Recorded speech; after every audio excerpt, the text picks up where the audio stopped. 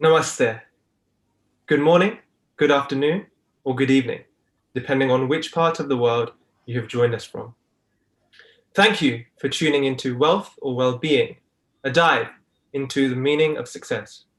My name is Sagar Galani, and I am pleased, ecstatic, and honored to be welcoming you to the Hindu Experience Students Edition 2020. The National Hindu Students Forum UK was founded in 1991 with a vision of bringing together students together to protect, preserve, practice, and promote Hindu Dharma. Today, NHSF UK societies are present on multiple campuses across the country who are working tirelessly to keep this vision alive.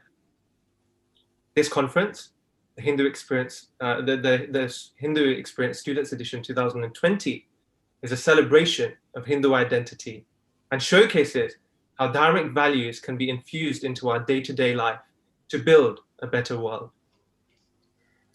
Today, we are here to discuss success. Now, success is a buzzword that you might see when you're scrolling down on your social media feed and on every 2 posts. But have we actually thought about what success is? Have we actually thought about how we define success? Is there only one definition of success? Or are there many ways in which we can break down this word? And what about well-being? Where does that come into this? So as you can appreciate, these are some very big questions that will require vast knowledge and experience for us to break down and answer. And I'm fortunate to say that we will have both of those covered by our 2 speakers who have the experience and the knowledge, and who I'm very fortunate and honored to welcome here today. So without further ado, I'd like to introduce our 2 speakers. Firstly, our first speaker on the panel is Ravi Sidhoo. Ravi Sidhoo is currently the Managing Director of the Private and Corporate Banking Division at Cynergy Bank, which has a large presence in the UK, across Europe and internationally. Previously, he spent close to 4 years working at T.H.E.S.E Bank and has also worked for HSBC within their corporate business banking division, across teams based in Bharat as well as the UK. Prior to this, he did an MBA in Pune in Bharat, and he tells me that he actually moved school 10 times in Bharat because his dad was an army officer on different postings across the country. So I think that in itself is a mighty achievement. And Raviji, namaste, welcome to the Hindu Experience. Namaste. Our second speaker on the panel today is Dr. Ramesh Pattni. Dr. Ramesh Pattni is a psychologist and has been a teacher and practitioner of Advaita Vedanta philosophy and spirituality for over 3 decades. He's also the Vice President and Trustee of Chinmaya Mission UK, and this is also where he holds classes, workshops, retreats, teaching the masses on how we can apply Vedanta to our daily life. He's a graduate of King's College London, and he holds 4 master's degrees, as well as doctorate in yoga psychology from the University of Oxford. Dr. Ramesh, it's an honor to have you here. Namaste. Namaste. Just as a reminder to those who've tuned in, there will be a question and answer session at the end of this session. So please do throughout this session, post any questions that you might have for our speakers into the YouTube comments box, and we'll do our best to take those on and put them to our speakers at the end. As ever, time is short, so I'd like to dive straight in with our first question for our speakers. And the first question is quite simple. What does success mean to you? So if I could first maybe come to you, Raviji, what does success mean to you? Thank you, Sagar, for the kind introduction. Just for the sake of clarity, the bank I work for, Cynergy Bank, is a UK bank. We do have international plans. We don't have any international offices at the moment. Sure. So just for the record, in terms of your question, what does success mean? I was thinking while doing a little bit of prep for this session, and I thought, what would it mean? And to me, simply put, I would say making your intention a reality, your ability to make your intention a reality. And when you do it with the right value system, no matter which area of life you apply it to, I think for me, that would be a successful outcome. And then if you have a lot of successful outcomes on a cumulative basis over a long period of your life, the world will call you a successful being. And different people are more successful in different parts of their life than others. It's very difficult to be successful in a truly balanced manner. But yeah, that would be my short answer to you. Absolutely, and I think you touched on it, right? Because I think success, there's your personal notion of what success is, and then there is a wider notion, you know. So we might look at society and think, what does society view as success for the society? What does a government view, you know, as success for the country that it's governing over? So it's a very interesting perspective, you know, intention to achieve. Ramesh, I'd just like to come over to you here and ask you the same. What is your definition of success? So I look at it from a different framework, and the framework is the four Purusharthas, which we talk about in our Hindu philosophy. And the four Purusharthas are really the four goals of life as kind of described in our scriptures. And what are these four Purusharthas? Dharma, Artha, Kama, Moksha. Okay. And if you take each one of these goals, it gives you a certain way in which you approach life. So for example, if you say the goal of life is artha, which means acquiring wealth in all its different forms, then that becomes the purpose of your life, and you achieve with that kind of wealth, then you're successful. The second way in which we can think about success is living a passionate life, kama. And this means potentializing your talents, your skills in reference to your life and your transactional phenomenal life. In other words, that I know that I have a certain skill, a certain talent, which I'm going to express in my life, and therefore living a passionate life in that way becomes meaningful for you. And achieving that in your life means that you are successful. The third way is to live a dharmic life. So if I live a dharmic life, and a certain way of living that dharmic life, which I can talk about later on, is to achieve success in my spiritual dharmic life. And the fourth one is really a very distant goal, as it seems, which is moksha. And moksha is really related to the Hindu philosophy of the cycle of birth and death, and how to liberate oneself from this cycle of birth and death really becomes the ultimate purpose of our earthly existence, this human life. So, you know, this is the way I think about life and success.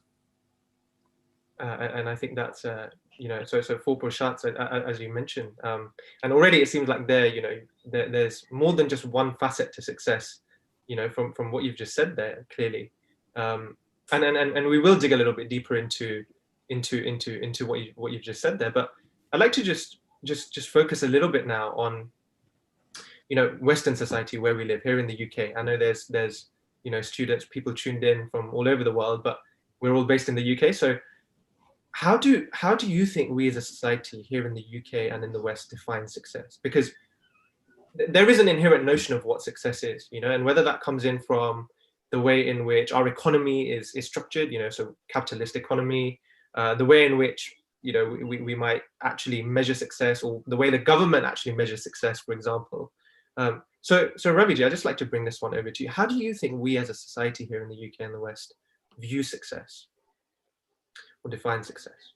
I think if I was to take the points that Ramesh ji mentioned, and you were to put that lens of the four Purusharthas on the West, without any disrespect in any way, I would say the focus is, I wouldn't say entirely, but majorly on your artha and kama.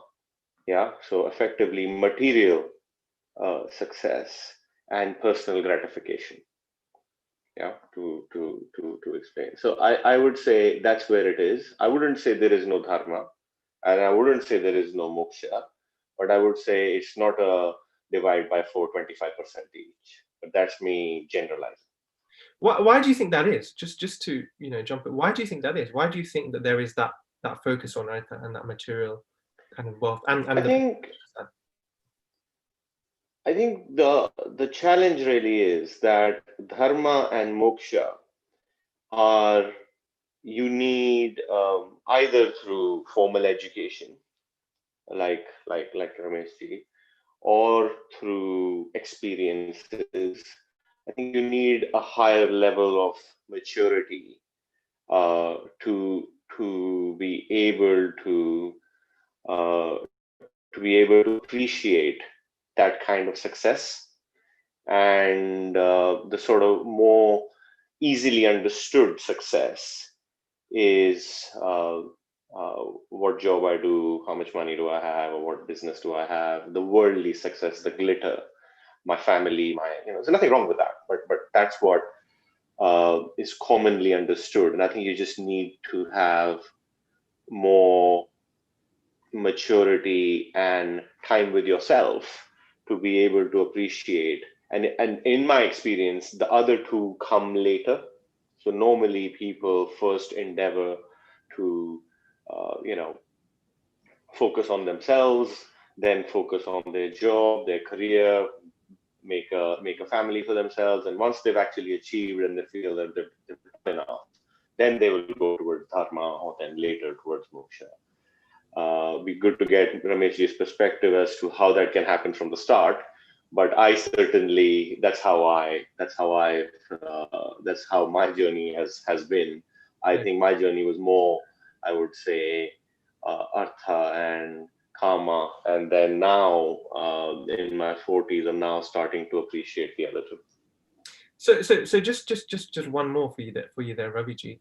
Why do you feel like that is? You've said that maturity often brings in the other notions of success, but why do you think that first notion then is based around Artha, the wealth? I think if you look around you, I think you just got to look around you, because if you look at media, you look at communication, if you look at this medium, none of this is, this is, you could say, Dharma, and you guys are doing a really good job in promoting Dharma. But if you look around the media, the PR, the newspapers, it is the society around you where Artha, like how much money somebody had, a scandal, a movie, the US elections, Brexit, all these things are just more top of mind because they plead to your survival and the food on the table and my son's education and things like that. Dharma and moksha are, as I was saying, slightly more evolved, sophisticated concepts, which, let's be honest, a lot of people just don't have time for because they're just making ends meet. And some of them are trying to strive towards a better future. Now, again, question being, what is a better future? Right? So yeah. So I think as a society, getting to grips with the whole balanced approach to life, it is skewed. It's just how it is. So I think that's a really interesting perspective, because I think what you're saying there is ultimately bringing this back down to what a lot of people might say is our human instincts, right? That survival of the fittest almost is still something that is almost like our primary concern from a young age. But then as you evolve, you might get some better understanding, maturity. You might start understanding Dharma, moksha, which we'll talk about.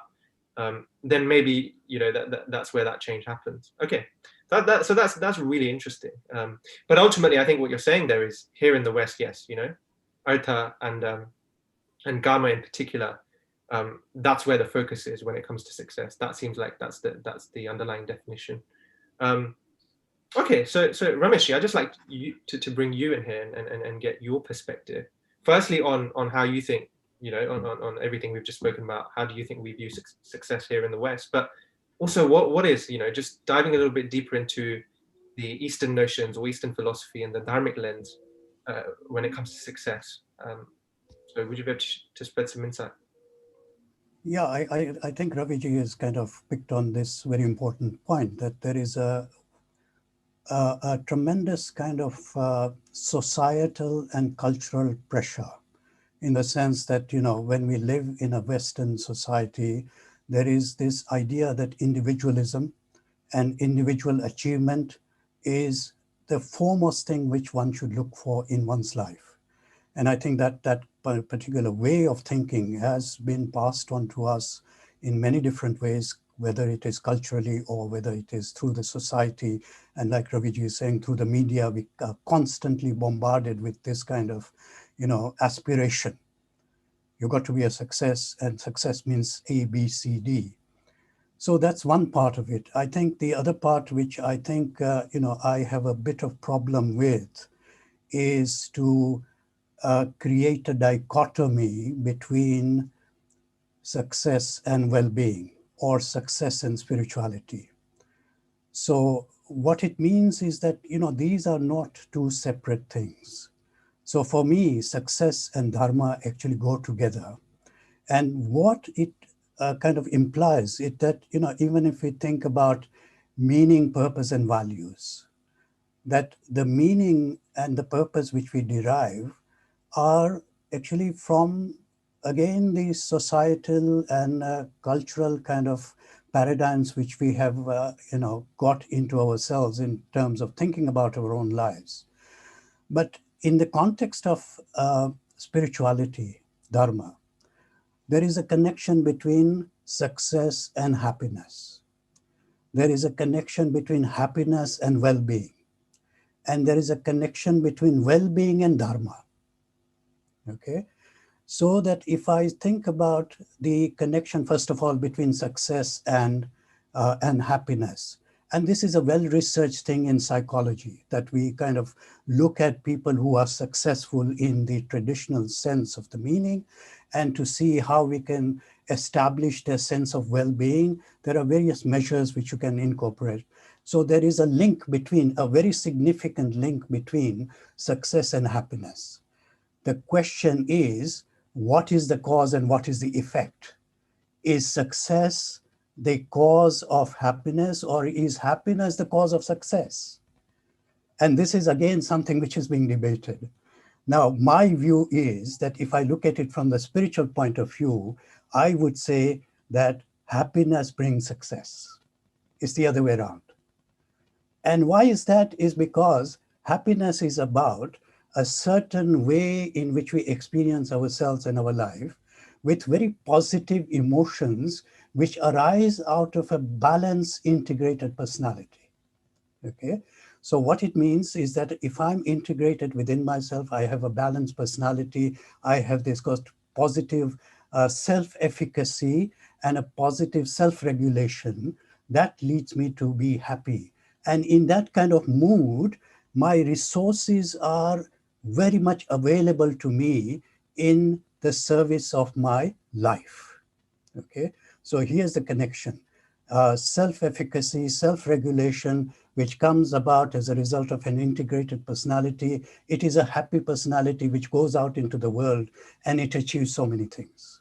Okay, now what is the connection between happiness and well-being? So well-being and happiness, as I was saying, is about those two things, self-efficacy and self-regulation within an integrated personality. Now, what is the connection between well-being and spirituality? This is the important link for me. And it means that to have a certain consciousness which arises from the practice of spirituality and practice of dharma leads to an integrated personality which is able to function in life in such a way that whichever field you are placed in, whether it is social relationship, whether it is working in a bank like Raviji, or whether it is in the academic field in which I am, success will come to you because you have got this consciousness which is derived from the dharmic and a spiritual way of living, which allows these resources, the inner resources, to function in such a way that whatever you put your mind to, you will be able to achieve it. So this is how I see this connection between spirituality, well-being, happiness, and success. So I think there was a lot there. There was a lot there. So just to break some of the key bits down, I think one key thing you're saying there is actually, often we think success leads to happiness, right? That tends to be the way in which we make that link. But what you're saying here is that it's the opposite, right? You have to create that happiness first within yourself, and that will ultimately result in you being successful in no matter what you do. And you've actually given ways in which, you know, you can be happy. So it's about having that integrated life. And I think one of the key things you said in that was, how do you do that? Well, it's that dharma element, right, of the four purusharthas, which helps you develop that integrated personality. So it's almost like, you know, from the dharmic lens, you do have artha, which is wealth, but there's also dharma, and that is another key element, as well as moksha, as you've touched on. So how do they compare then? You know, like you're saying we need to create this integrated personality. Yeah. How do you do that? So you know, referring back to the Bhagavad Gita, which is my favorite text and which is so full of wealth in terms of both the psychological, the social, the spiritual kind of aspects of human condition and human life. Remember that at the very beginning of the Bhagavad Gita, Arjuna is in a state of crisis. He is the greatest successful warrior of all times, and he's having a breakdown in the middle of the battlefield. Why? Because his personality has become disintegrated and he is experiencing shoka, moha, bhaya. Okay? Shoka means grief, depression, low mood. Bhaya means fear, okay? Anxiety. And moha means a deluded way of thinking, confused. And he goes to Lord Krishna and says, tell me what to do. I feel absolutely, completely broken down, right?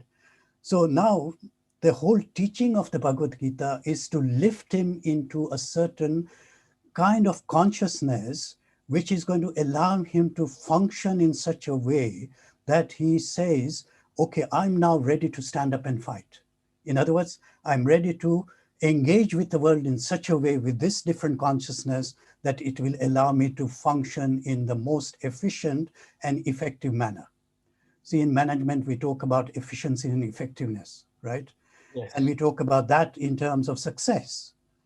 Now, here is something which is so precious, so profound in its application, that Lord Krishna gives Arjun this kind of way in which he can develop this consciousness. And to give you a very simple example, in chapter number 3, verse number 330, what I tell my students all the time, remember 330. 330 is your 5-point plan towards developing this consciousness, which is going to make you not only well in your spiritual well-being, but also psychologically to bring you a balanced and integrated personality. So what is this 5-point plan? Number one, he says, renounce all actions to me. In other words, that have God in your equation, whatever you do. Have God in your equation. And then he says, mind centered in the self. In other words, I'm here in the moment right now. Okay, this is what we call mindfulness. Mindfulness brings the moment to your attention right in the moment. Number two, free from imagination of the future. Forget about the future. Don't worry about what's going to happen, what's going to be the outcome of your present action. Number 4, forget about your past conditioning and what you have, regretted in the past and bringing it into the present moment. And he says, free yourself from the anxiety of the present work which you are focusing on. Okay. And when you do that, that's your 5-point plan. You are functioning in the moment with full attention, with your total resource behind everything which you are doing in the present moment, so much so that the mind becomes single-pointed, it becomes determined, it is doing the best it can.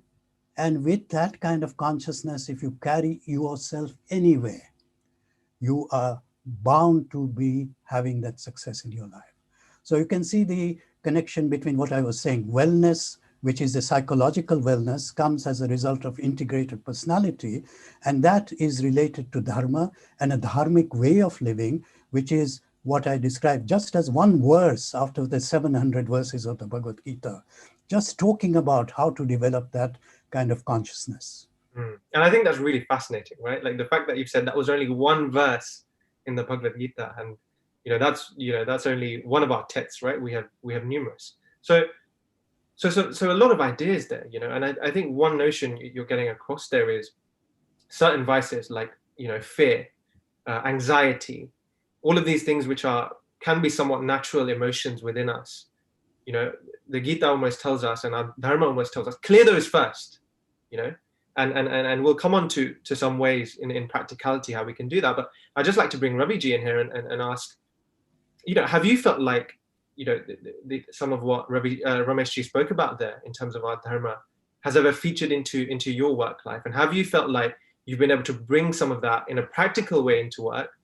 And have you ever felt like there's been a conflict that actually, that's all well and good, but at the end of the day, the bank that I work for, when you look at the annual report, you will see profit before tax as the first measure. So ultimately, profit driven is the key, and that will always trump, so have you ever felt that? I think that's a really good point. And I agree with Ramesh ji completely. Just to complement the points he was making, I think one of the verses that has worked really for me, and I think that from the Bhagavad Gita, which I think in the Artha and Kama world that I live in, but I'm trying to broaden it. But for anybody in the corporate world, which I would just say is in my view, the Artha and Kama world, there's another element which is karma. Is your ability to deliver, to do what you were supposed to do. Whatever job you did, whatever you got to do, you produced an output. It was a quality output, and you produced it every time to the right quality, not saying, I couldn't do this, I couldn't do that. And you did it with detachment. Yeah. So the verse, Ramesh, you will know, is karmanyeva adhikaraste ma phaleshu kadachana, which means you have the right over your karma, but you do not have right over the outcome. And I think that is easy to say, but very hard to embrace in the corporate world, because we're human beings and we're not like Arjun or Krishna, we're just normal people. So it is natural to be associated with your actions, to associate it with the ego that comes out of your actions, and to say, I have done this, I have produced this outcome, I have built this business, I should now be paid, this should happen to me. So you start to visualize in your own mind how these set of actions are going to produce a next set of results. But actually, it usually is the opposite, or it usually is totally different. So you're effectively taking these actions and then worrying about the fruits of these actions. And when you don't get those fruits, you then have a lot of disappointment. And then you have a lot of time coping with that disappointment. So all that energy that you waste, yeah. So I think one of the things I think I'm trying to do better is to not waste that energy. It's to just say, let's just do the action and do it to the best of my ability, with the best of the planning, with the best of the people around me, etc., to get the best outcome. And then that's it. And then you move to the next action. Sure. So that's just something I wanted to share. And that's a really interesting perspective, right? Because in a results-driven business or in a results-driven world, which is measured ultimately in many ways by wealth, you're saying actually, that detaching yourself from that result somehow, even though it almost feels institutionally like the system is set up so that everything is results-driven, right? So I work for an accounting firm, for example, and if I don't deliver my work on Monday to a good quality, they'll look at the end result, right? And they will probably appreciate maybe the work I put in, but ultimately not good enough, right? So, but you're saying actually, no, you should do your work to the best of your ability, but detach yourself from the result. So do you have any, personal... Detach yourself from the fruits of the result. So I'm saying focus on your output. You have to deliver your P&L. But if you delivered the P&L and you did better than what had been expected, that does not necessarily mean you will get a better outcome for yourself personally. And if you can detach yourself from that, then anything that comes to you is a bonus. Okay, and what happens in the instance where you don't deliver that P&L? Well, I think if then you've got to live with the consequences, because actions, again, going back to the Bhagavad Gita, actions have consequences, and lack of action also has a consequence, which is why I'm saying if you focus on the karma and you say, I've got to, because if you stop worrying and don't waste your time worrying about all these fruits you're going to be getting and then the disappointment. You will have more mind space and more time to plan and do your karma effectively. The problem is, because we get our mind blocked, we don't do the karma, and then we get into a place where our output is short. So Ramesh, you were saying something. Yes, can I come in yeah, here? please So do. I think Raviji has actually mentioned this very important principle. You have the right to work and not to the fruit of the action. In other words, that, what I was talking about here earlier on, about this kind of developing a consciousness which is in the moment and just focusing, doing the task to the best of your ability. And that is what is Dharma. Dharma is, if you think about karma yoga, karma, karma yoga, and dharma. These are all related together. And if we say dharma is what? Dharma is equal to karma yoga according to the station and stage of your life. And that applies to all spheres of your life, including banking, including your workplace. In other words, that when I do my actions in any particular situation or circumstance, my attitude towards that should be that I'm just focusing on the action itself without any kind of attachment to the fruit of the action. And this is the teaching of Bhagavad Gita. In its essence, it is talking about living a dharmic life. And living a dharmic life is doing karma yoga. Doing karma yoga in your unique set of circumstances and in your own life in such a way that your focus is on the moment, in the work which you are doing, task in hand, and letting go of the past and the future and the present, so that you're fully concentrated. And again, Bhagavad Gita says in chapter number 238, it says, treat success and failure equally. And what it means is that you have to develop this kind of consciousness, which is promised by Lord Krishna. He says that if you work along this particular way of, living your life, then you achieve two very important things in your life. Number one, equanimity of the mind. Now, this is what we call resilience. And I'm sure Raviji is very much familiar with this aspect of resilience in business, that not only the organization has to be resilient, but also the person has to be resilient. And the resilience is allowing, for example, in this lockdown, imagine the kind of resilience which is required. And that resilience comes from where? From a yogic way of living, from a dharmic way of living. Okay, it gives you enormous capacity to deal with anything. So number one, equanimity of the mind. Number two, dexterity in action. Dexterity in action means that you know what you are going to do. There is no confusion in your mind. Your choices come very easily to you, and you do the right thing for the right purpose, for the right intention, with the right context in mind. And that comes with a bit of practice. It's not something which is going to just come like that. But it requires purusharth, it requires sadhana. And Arjuna asked the same question. He says, you're talking about all these things, but I don't think it's possible. Why? Because the mind is very fickle. It is chanchalam. And Lord Krishna says, no, I understand. I know what you're feeling. But it is possible through abhyas and vairagya. Abhyas means what? A steady way of engaging with this knowledge in such a way that you not only understand the knowledge, but engage with it in practice. And vairagya means what? Focusing your life and your mind in such a way that all the rest of the things which are irrelevant to your life, they begin to kind of disappear from your life. Okay, so abhyas and vairagya becomes the kind of crucial way in which you can discipline the mind, develop the mind, cultivate the mind to reach this yogic state of functioning. Yes, yes.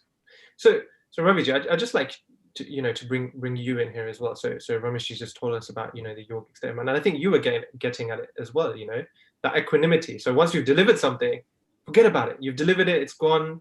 Don't worry about the results, because sometimes we waste time, don't we? Thinking that didn't go so well, or and you spend so much time thinking about those things when you could use that time focusing on the next thing that you need to create or develop. So already I think some key mindset changes which you can make. So I just wanted to ask you about any practical things, you know, that you think our students can take away, that they can do in their day-to-day decision making, especially if they're in the finance world or in the Western world, that they can use to kind of help them cultivate this mindset, this yogic mindset.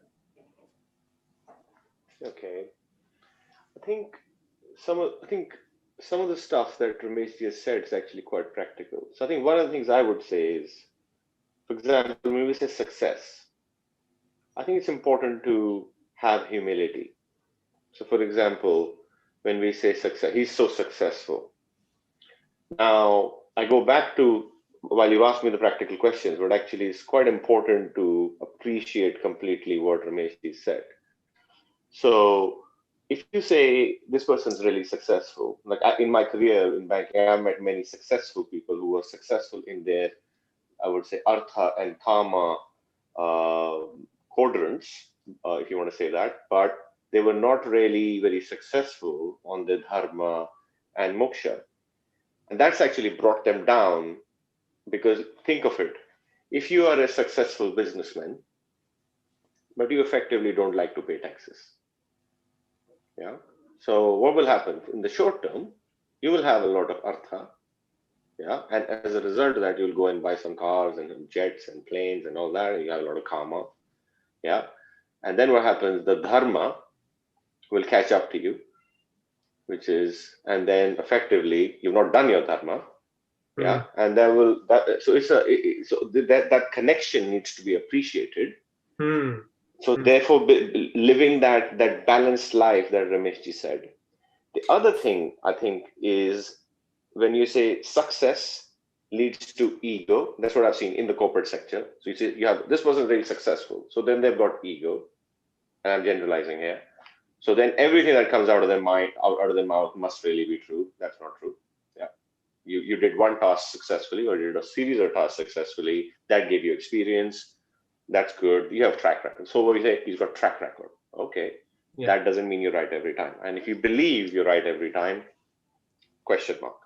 The other point is, if you look at most of the really successful businessmen or businesswomen, you will see they had a lot of failures. So the power to appreciate failure and the power to learn from failure is quite key. I think what happens normally is you see failure and you say, oh my God, I'm not successful, I'm a failure. No, failure, learn, try again. Failure, learn, improve, try again. But if you say failure, so if you leave your karma, if you're focused on your karma and the failure keeps giving you input, the next karma you do is more effective. Every time you move forward, you're just doing better. You will not make the same mistakes again. But your drive, energy, passion needs to stay consistent. You can't say, I did one task, I think I did a good job, I don't care what anybody else thought, so now I'm not disappointed, depressed, I will not do it again. Well, that's not going to help. And if I did something really well, I now, it's going to fill up my head, and therefore I'm not going to listen to anybody. So I think the challenge students is to get too attached with the outcome. I need to have this job, I need to work at this bank, so all of that. We like to pre-program our lives. Yeah. So you got to step away from that, live in the moment, and then say, if I have success, I'm going to be humble, learn what made me successful, not lose that. If I have a failure, I'm going to learn why I failed. I'm going to now get feedback, speak to other people. The kind of company you keep, sorry, I'm rambling a little bit, but the kind of company you keep, I think is really important. Yeah. Be in touch with people who are more successful. Shorten the distance. You can either learn by making a lot of failures yourself, and that might take you quite a few years, or you can actually go out, have the humility, but you need humility for that, to go out and say, I don't know. Can you tell me? Sure. So I think some really, really good tips there, Ravi, and some I can relate to. And then I think one thing you actually said in that was actually that notion of success in terms of wealth can only take you so far. Beyond that is where the Dharma comes in, and where all of these other aspects, these other notions come in. And actually, if you look at the many surveys done when it comes to GDP and how that links to satisfaction, they do tend to find that to a certain point, yes, you are happier and more satisfied once your GDP gets to a certain level. But beyond that, you know, actually that's not the case. So somewhere there's something else that has to come in. And I think it's brilliant what you said about, you know, about how Dharma brings that in for us. So we've unfortunately, you know, run towards the end of our session here. So it's been a fascinating discussion, but we do have a question or two coming in from our audience. So I'd just like to put out one of the questions we've had here. And the question is from Rahil Shah, and he says, do you think that our current education system has played a part in creating a results-driven success culture through means like testing? And I assume he means testing as in, you know, exams you get through and then you're measured on that. So do you think there is, you know, that our education system is actually breeding this, you know, this notion of success, the predetermined one, which is why it then requires, as you guys have said on this so far, that maturity to develop and understand. So I think if I'd like to just bring in Ravi with this one. I think you've got to say, when you say education system of what? You see, it is the education system of the Dharma and Kama world. So it will educate you in that world. So the Dharma and Kama world will test you. They want results. And if you don't, so I think it works perfectly well in that world. Sure. But it's now up to you whether you want another education. You can have multiple educations, you see. And if you can then bring it together as an individual, then you are more equipped than the guy or girl next door who's just got one type of education, you see. So I think it works, but it works in that world. But if you then start thinking, well, actually, I want to be in the Dharma and Kama world, I want to play this game, but you know what? I don't really like the concept of results. So, and I wouldn't want to be tested. So, well, then you're in the wrong game. So you can't have your cake and eat it. And I think that's really important. So do you think it's actually even possible to not, you know, to think, okay, I want an education system which focuses on Dharma, and I want that. Yeah, you can have it. And you can have that alongside, you know, the Western education. People have. I mean, I'm sure Ramesh ji has so many corporate professionals who are his students, and these people have had your traditional education, but they now want another education which is not available. It's a little bit of a pity that it's just not commonly available. That's a sad state of our society. Even the Indian society, to be honest, is not very easily available in the Indian society as well. Yes. But because that's again because we are so focused on the Kama and Artha. So Ramesh, children are taught what will get food on the table. Absolutely. You know, Ramesh, just your thoughts on this question very briefly and quickly. Yeah, so I think that I will come back to again, you know, that there are, you know, societal kind of norms which are there for us, even in education, even in workplace, even in society. But the question is, how do we respond to that? On what basis do we respond to this kind of targets and pressures and whatever they are? And I come back to this point that we can respond to them with a different kind of consciousness, which is a dharmic consciousness. It doesn't matter whatever targets are there, it will be made available to you through this kind of way of functioning. And I think, you know, Lord Krishna has given him the ultimate solution of living in the world. It's not a partial solution whereby you can think about this and think about that. And because it's a universal solution in terms of changing your consciousness, then that means that you can be anywhere. You can be a student, you can be, you know, in business, you can be in a workplace, whatever it is, you are carrying that equipment with you, which will help you in any aspect of your life. And I think that is, you know, an absolutely fantastic way for us to close this session. Unfortunately, we've run right to the end here, and only 45 minutes, time flies. But first and foremost, I'd just like to put out my thanks to both of our speakers today, Dr. Ramesh ji and Ravi ji. Your insights have been, you know, very, very valuable to us students and to anyone who's tuned in from around the world. And we are very, very appreciative. If you in the audience would like to, you know, get in touch or connect with Ravi ji and Dr. Ramesh ji, then they are both on LinkedIn. I'm aware of this, and I'm sure they'll be very happy for you to reach out and connect. And you know, if you have any other further questions, please put them in the comments box, and we will endeavor to try and answer them post this session. So thank you once again, Ravi ji, Ramesh ji. for you in the audience, this is not the end. There are a number of sessions that are happening across today and tomorrow, as you will know if you just look at the timetable for these, which you can see on the screen currently. So please do tune in. If you thought there was something worthwhile in this session, I promise you there is a lot of worthwhile knowledge and experience to draw on and reflect on across multiple sessions that are happening throughout the day. So as you can see on the timetable at 12:30, there are 2 sessions happening alongside each other, so you can take your pick. But it's the science of science of decision making and power of the pen.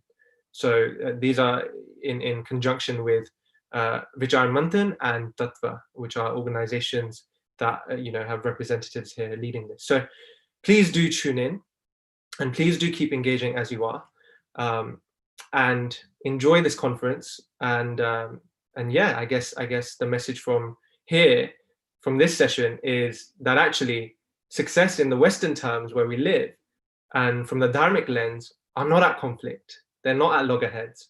And actually having an education in both, having an understanding of Dharma, having an understanding of moksha, can actually help us, even in the artha sense, even in the wealth sense, in ways that we probably haven't explored or imagined.